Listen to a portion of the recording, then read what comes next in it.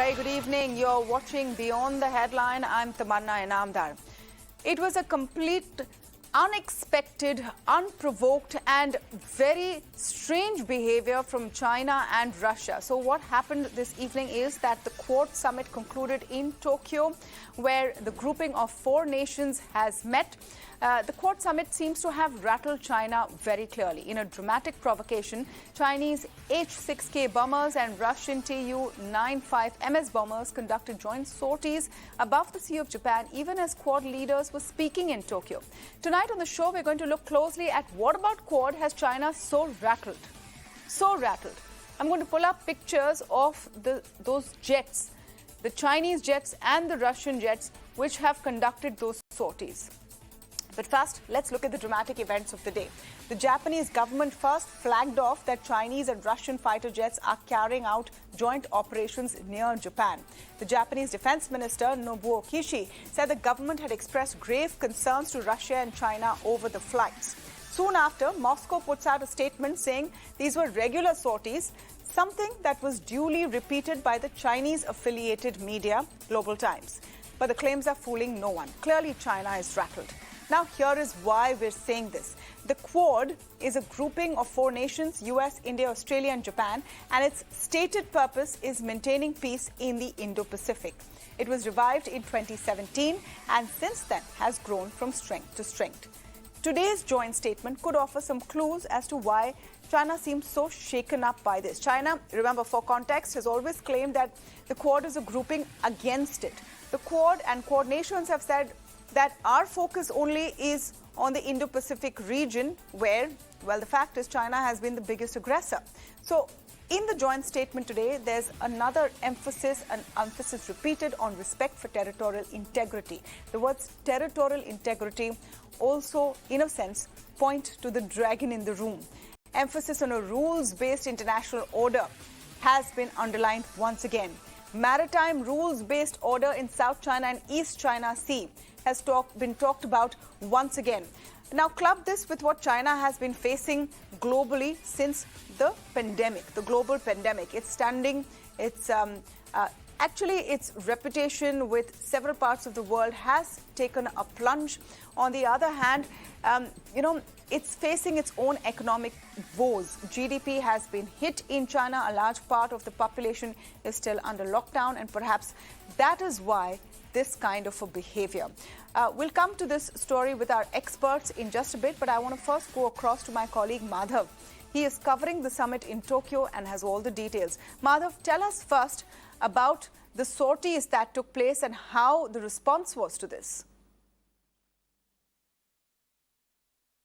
Well, yes, Tamanna, certainly a very sensational allegation coming in from Japan as far as the China-Russia joint exercises are concerned. Japan, in fact, coming out to say that while the Quad summit was out, when Prime Minister Modi, US President Joe Biden and the Australian Prime Minister Anthony Albanese were engaged in the Quad along with the Japanese Prime Minister, that was being held at the Prime Minister's office here in Tokyo. There was a joint exercise being carried out by China and Russia in the northeastern part of Asia. And this aircraft carrier actually had fighter jets which were also flown at that point of time in a location that perhaps is not very, very far from Japan. Is this a clear positioning? Is this some kind of a messaging that China and Russia are now resorting to? Is the question that certainly comes to mind in the wake of these reports that have been widely now reported in the international media. The Chinese mouthpiece, Global Times, has of course put out a denial saying that it was a routine exercise, but the timing of this entire exercise really can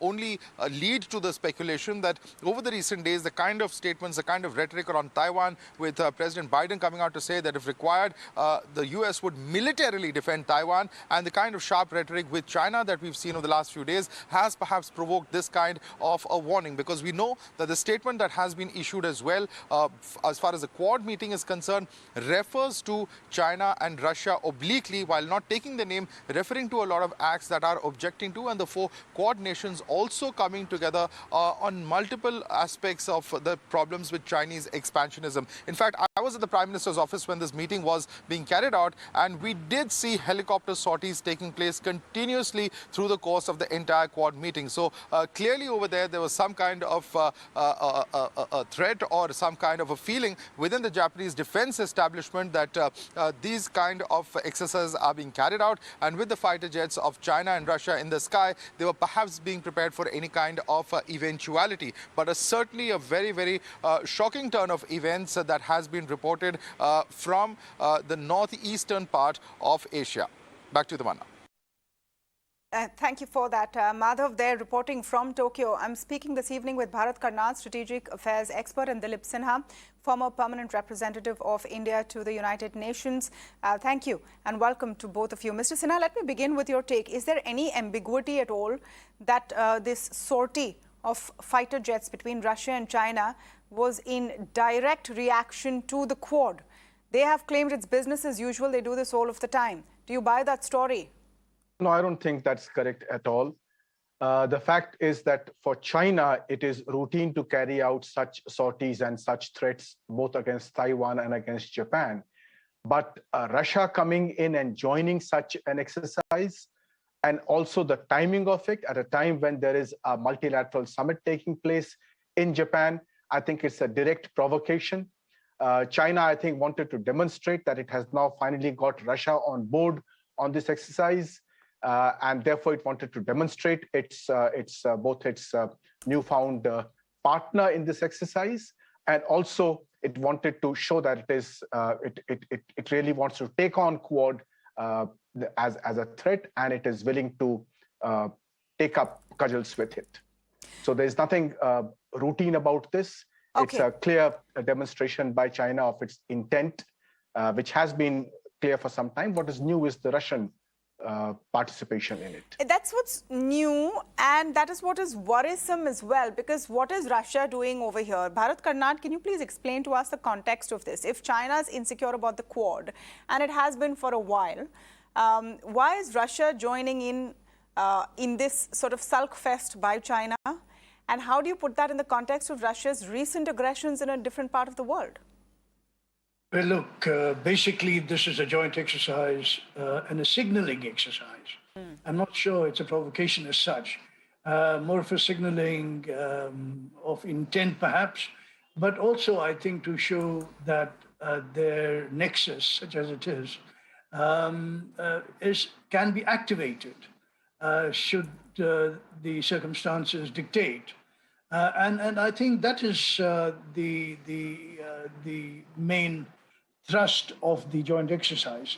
That said, I think, as you perhaps are aware, Japan and Russia have had a long-standing dispute over the Kuril Islands, which are northeast of the northern island of Hokkaido in Japan. And, these islands were originally Japanese, and the Russians, in the dying days of the Second World War, went ahead and occupied the Kuril Islands and never returned it to Japan. And that's been, shall we say, a bone of contention between the two countries. There has been tension in the past, on occasion when Russia perhaps has done this sort of a thing, flying sorties, bomber sorties, and so on. More really to shall we say, show intent vis-a-vis America rather than Japan in particular.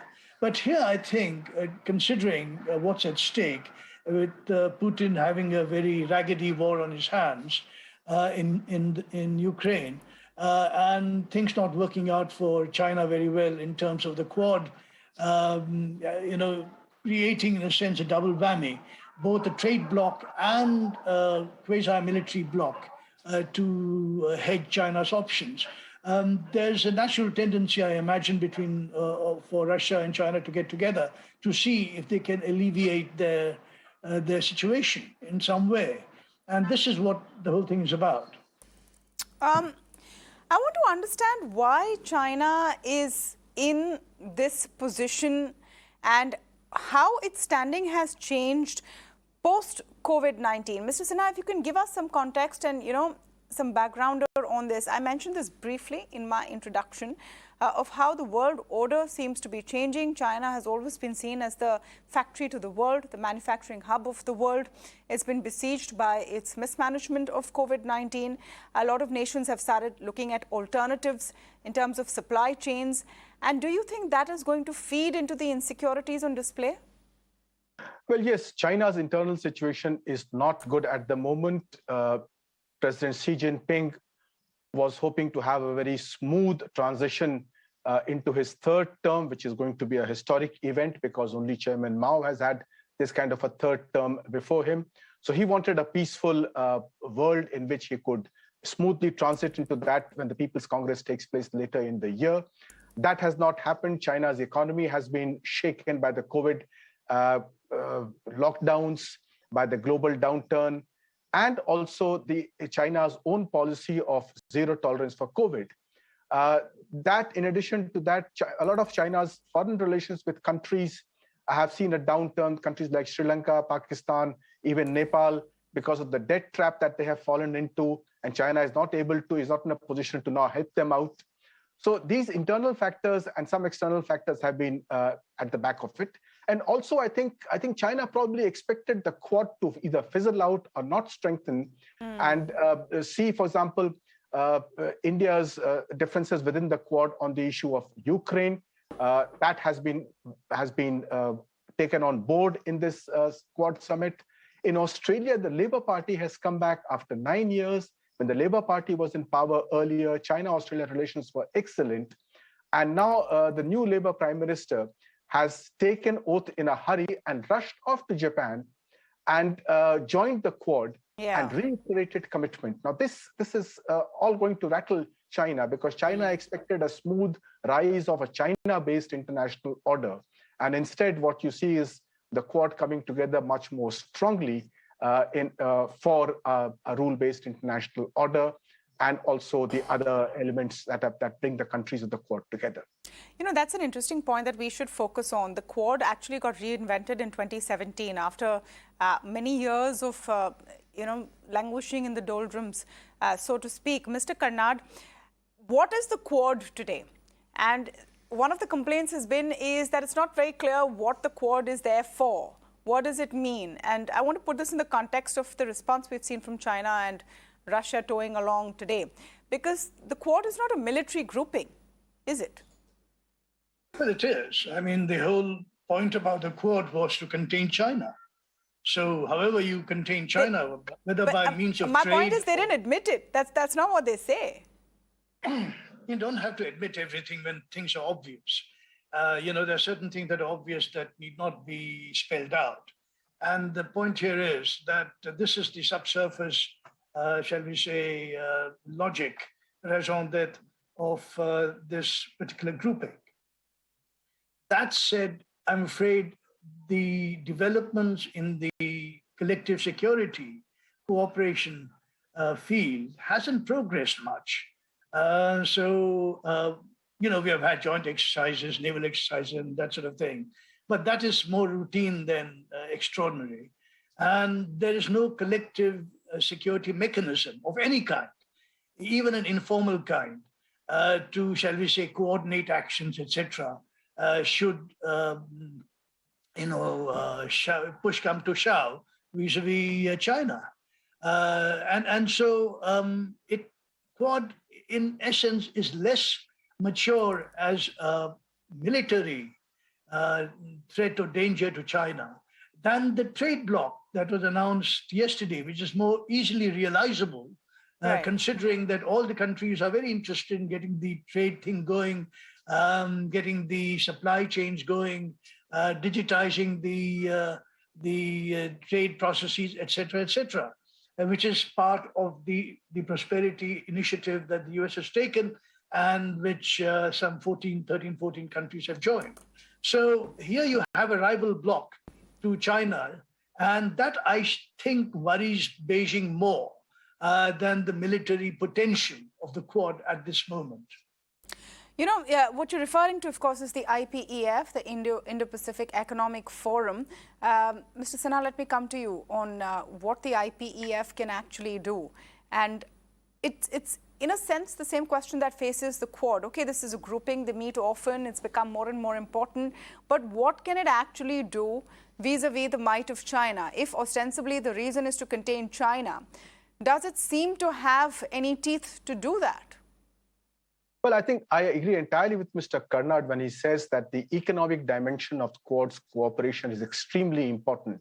You must remember that in Asia, China is an economic superpower, and practically every country around China needs China for its economic interests. China is the largest trading partner for most of these countries around in Asia.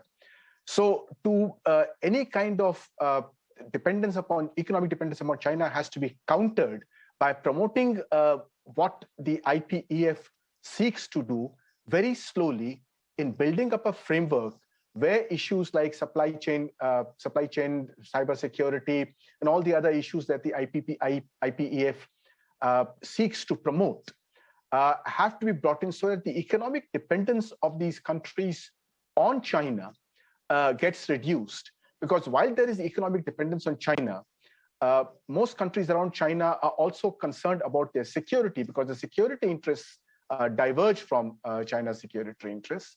So in this, the framework that has been worked out by President Biden with these countries that he has proposed in the IPEF and which India has joined in the very first instance, is to ensure that the dependence of these countries on China is progressively reduced, and this will take time. India's own dependence upon China has actually gone up in the last 2 years after the Galwan crisis. We wanted to reduce our dependence upon China, but our imports actually shot up. True. Because it is extremely difficult to change over. So that is the aim of IPEF, and that again is the factor that rattles China. Yeah, so the IPEF is trying to create maybe an economic alternative or a supply chain alternative for China. There are efforts to contain China's growing power and interference in the Indo-Pacific region. The fact that these sorties took place today while the Quad meets are on has definitely displayed the nervousness of China. Thank you so much, Bharat Karnad and Dilip Sinha, for joining us on the show today.